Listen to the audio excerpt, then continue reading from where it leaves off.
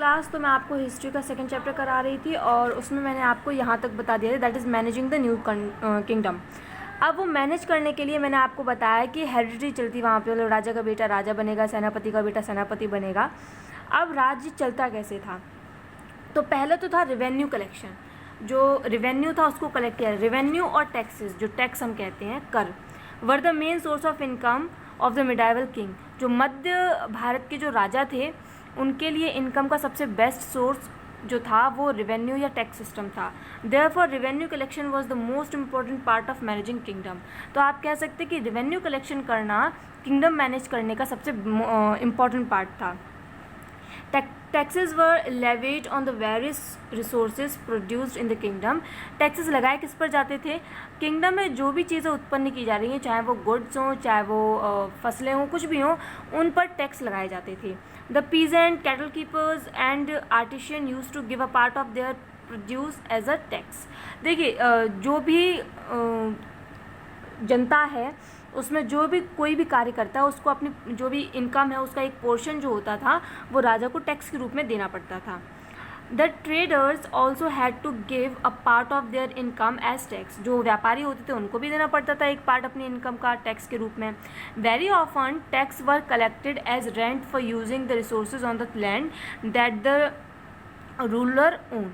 तो बहुत जल्द ऐसा हुआ कि जो टैक्सेस हैं वो उस हर चीज़ पर लगने लगे जिन जिन रिसोर्सेज का इस्तेमाल, मान लीजिए एक राजा, उसकी ज़मीन पर जो जो लोग रहते हैं तो जो रिसोर्सेज उसको प्रोवाइड हो रहे हैं उस ज़मीन पर, उन सभी पर राजा ने टैक्स लगा दिए थे।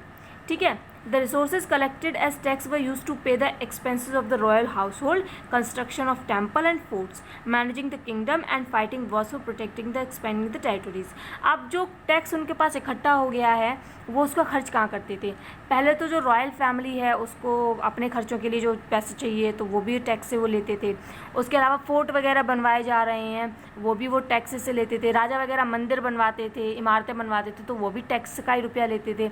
उसके अलावा युद्ध वगैरह होते थे तो जो उसमें खर्चा होता था वो भी सारा टैक्स से ही आता था। ठीक है। तो इस तरीके से टैक्स का इस्तेमाल अलग अलग चीज़ों के लिए किया जाता था। Now wars helped the rulers to acquire wealth from the war loot and revenue brought about by controlling the important land and trade routes।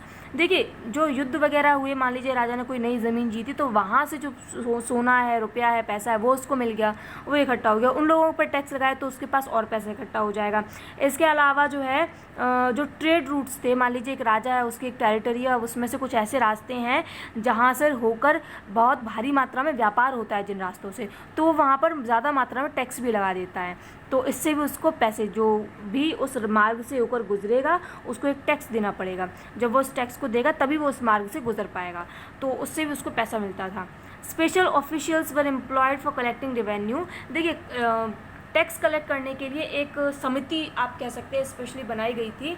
They were either from influence families और the close relative of the king. अब उस समिति में होते कौन थे? या तो फिर वो राजा के जो सगे संबंधी होते थे, या तो फिर वो होते थे, या कोई मान लीजिए इन्फ्लुएंस्ड फैमिली है, रिच फैमिली है, तो वहाँ के लोग जो है इसको कलेक्ट करते थे।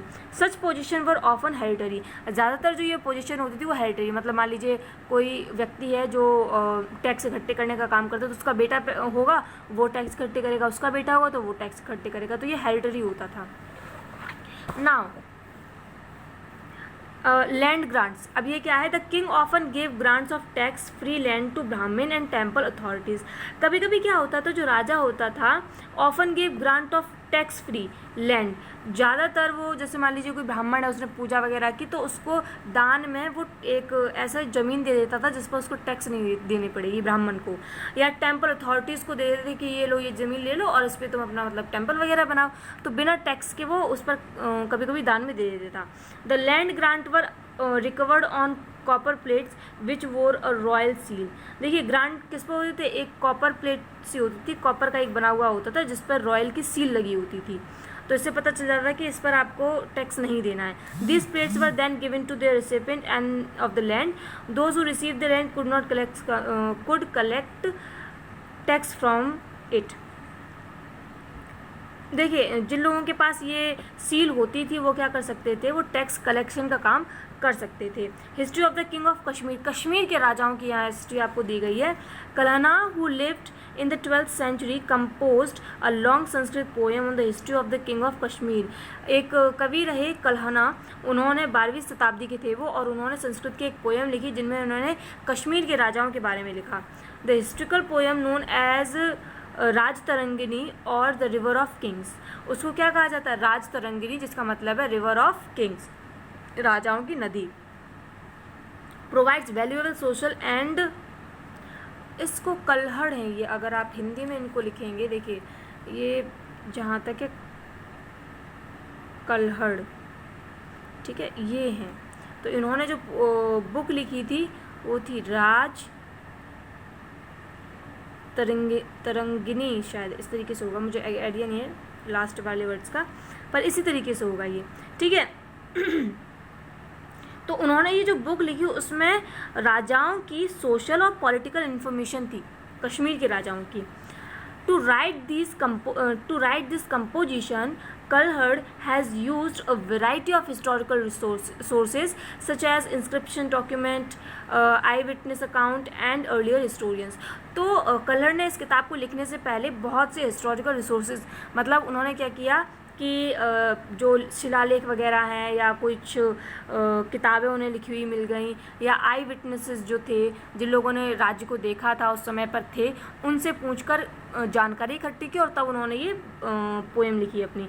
The poem present a critical analysis of the ruler of their policies.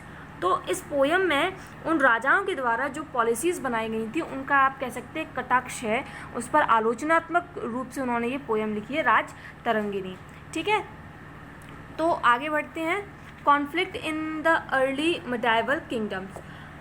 Today many countries of the world are involve in the war of various region. आज की अगर हम बात करें तो बहुत सारे देश जो हैं वो अलग अलग वॉर्स में अलग अलग वजहों से मिले हुए हैं, such as acquiring each others territory, जैसे एक दूसरे की जो ज़मीन है उस पर अधिकार करना, specially the one that are rich in natural resources. खासकर वो देश ऐसा करते हैं जो जिनके पास प्राकृतिक रिसोर्सेज बहुत ज़्यादा हैं, स्रोत जिनके पास ज़्यादा है, जो अमीर हैं, वो जो कमज़ोर देश है उसका अधिकार छीनना चाहते हैं।